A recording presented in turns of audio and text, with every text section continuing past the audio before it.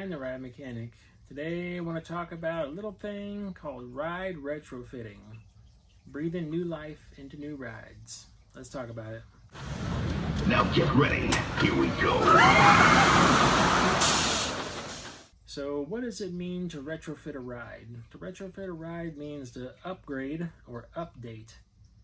And this video came from, I had released a video on net sensors that are typically used on impulse coasters to read feedback of the train's position. And the question was asked, hey, for that, a lot of that video I used the Incredicoaster from Disneyland, or California Adventure.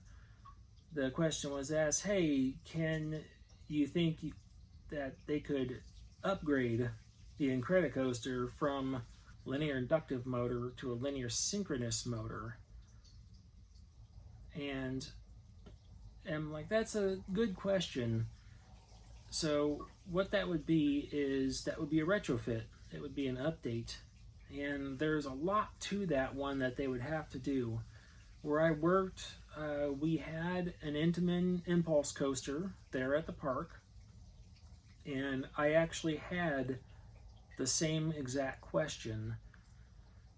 And retrofits are really fun little critters to deal with because most of the time the retrofit doesn't work with the cost of the ride. It would cost more to retrofit the ride than that company would typically want to just put that money back into building a new piece of equipment instead of retrofitting an old one. Disney has a unique opportunity because most of the time they don't want to change the ride. For instance, when the track on the Matterhorn was failing and cracking and breaking and everything else, they decided not to just tear down the entire Matterhorn mountain. They just went through and said, okay, well, we're going to have a company come in and we're going to have engineers come through and we're slowly but surely going to retrofit the ride to a new track on both sides. And we're just going to replace everything that's failing with new stuff, better stuff. Great example of that, tons of pictures you could find out there, videos and everything, is when they retrofitted Space Mountain with the new track from Dynamic Attraction, I believe it was. It was an amazing retrofit. If you've seen it before, it looked like an erector set put together on the inside. Definitely lots of close calls, much closer than I would probably want them to be in the terms of ride vehicle clearance.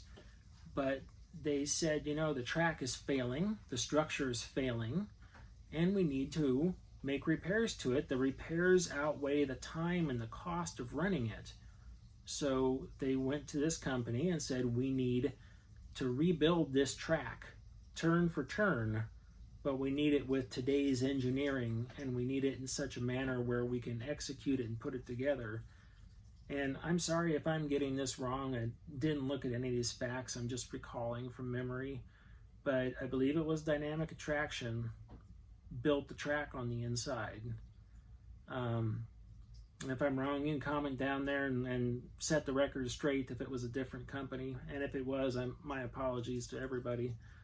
But we'll just say the company that built it did an amazing job putting everything together. And if you watch Lights On video and look at the way the track and the backbone is designed, it's absolutely incredible, because to the untrained eye, it looks just like any other roller coaster track. And it's like, okay, well, what is so special about that? Why am I so amazed about that? Because the trained eye, I look at it in terms of repairing it. And I look at it in terms of they just had to replace the whole track because the other one was cracking and breaking apart. So what do I see on this new track? I see that big square backbone, which I'm like, hey, it kind of looks like a B&M backbone, but it's not. And then everywhere there's a rib that mounts to it, there looks like a half flange sitting on top of it. And the support rib is bolted to the flange. And what's even more amazing is that the flange is bolted to the track rail. Now, most people are probably sitting at home going, why do I even remotely care about this?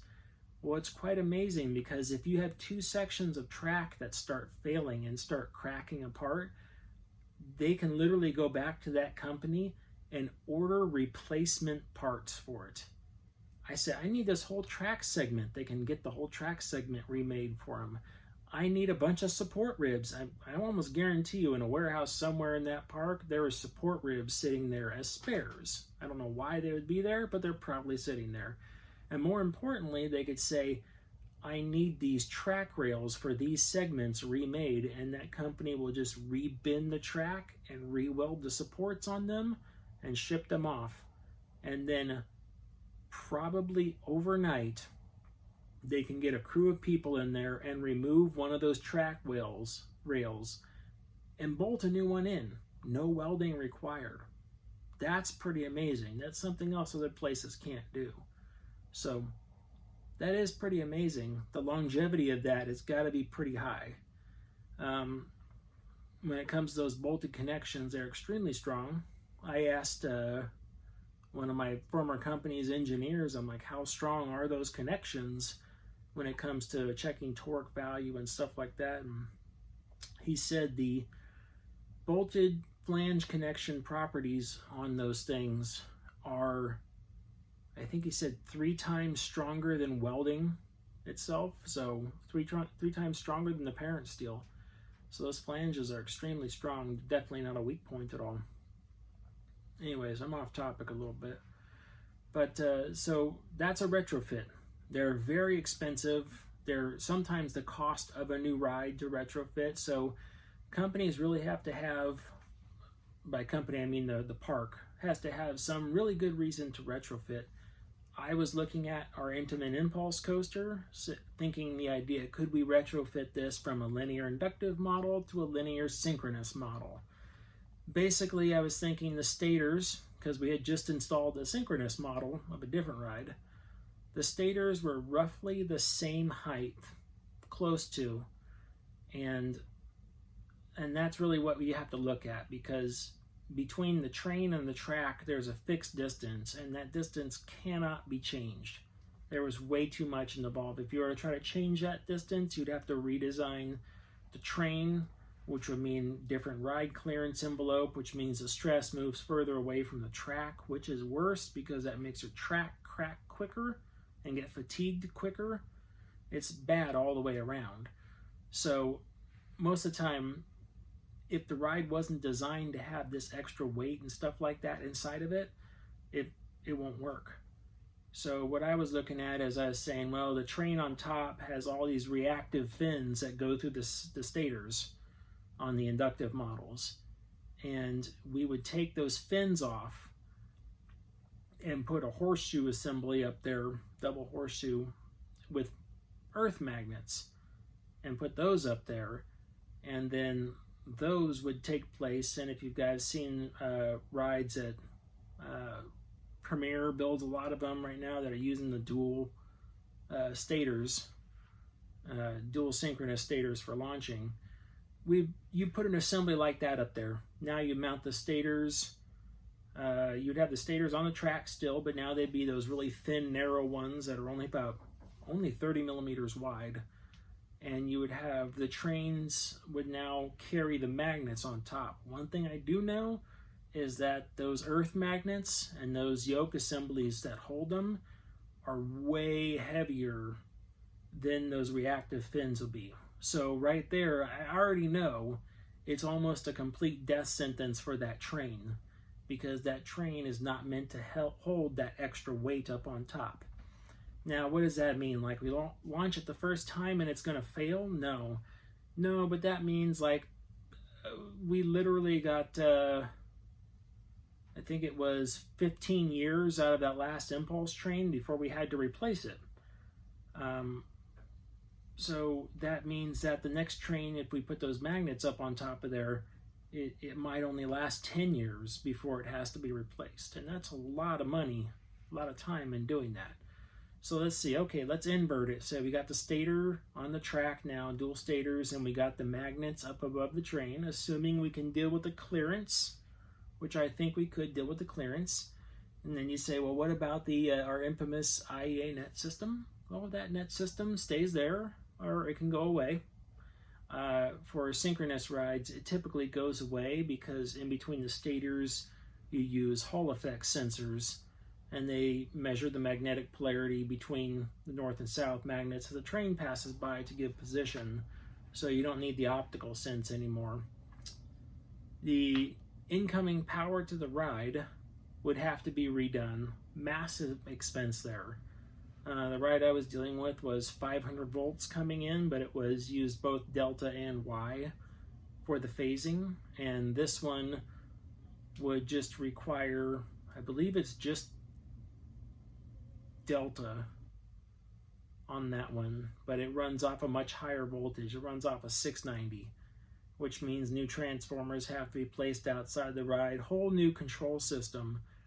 One thing ride manufacturers don't like doing is reprogramming rides.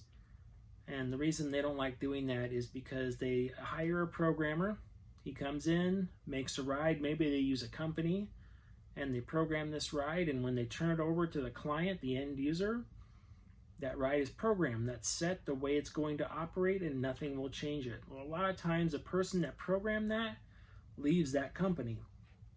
Once they leave that company, they have no reason, the person behind them, it's not just a standard change. You don't go into somebody else's program and just make some changes inside of it, because the person behind them doesn't truly understand the scope of that change that it's going to have, the effect that it's going to have on that piece of equipment.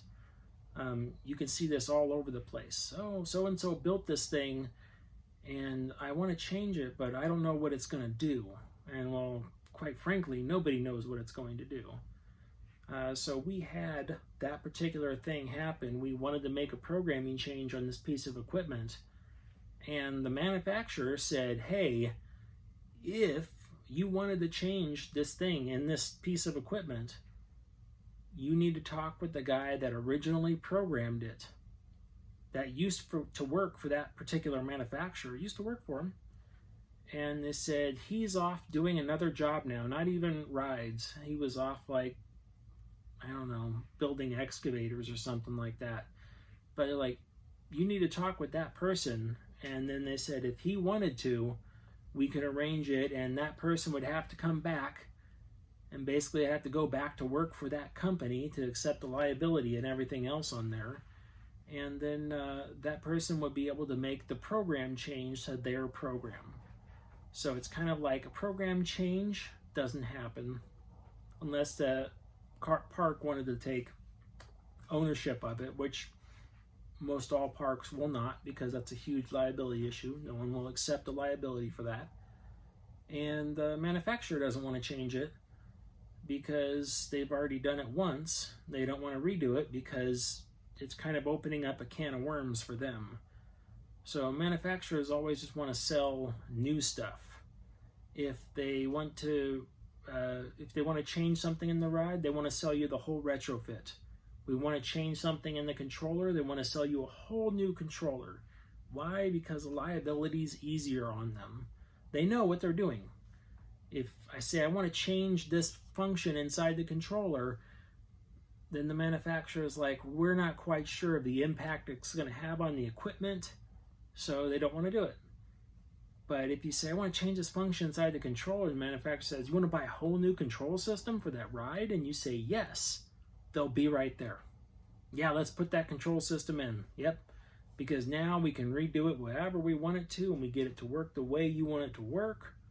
It'll be awesome. So that's one of the things. But there are companies out there that do specialize in these overhauls or overlays, whatever you want to call them, retrofits. Dynamic Attraction comes to mind. They were always there knocking at the door. Hey, what do you guys got going on? They're really good at it. They know what to do. They have a good team to execute the repairs, and they do everything from track repairs to track replacement to train repairs, train replacement. Interestingly enough, Premier Rides also does the same thing.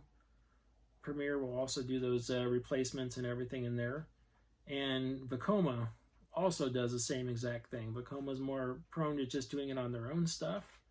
But if you tell Vacoma that you want a whole new train for one of their tracks, want to upgrade to an MK, I don't remember what it was, MK 1206 I think it was, on a new boomerang model with a nice hydraulic restraints and all that stuff, and they have a aftercare sales department that'll help you out and get you fitted right up. Nice new stuff on their ride. There's a handful of companies that are really good to deal with out there with that kind of stuff. I've had lots of good experience with Vacoma. Dynamic has always offered to help and given us lots of ideas and information. Honestly, I've never dealt with them personally, so I can't really say anything there. Premier, I've dealt with their new stuff. Seemed okay. I have nice tech support, troubleshooting, help, and that sort of stuff. That's good. Yeah. But retrofits, they're nice, they're fun to do, very expensive, lots of liability involved, so they take typically years and years of planning to actually execute. But yeah, that's pretty much it. I'm Ryan the Ride Mechanic. Like and subscribe. If you want to see more, let me know. Ask some comments, or leave some comments down the bottom there, and we'll figure it out from there. Have a good one. Bye.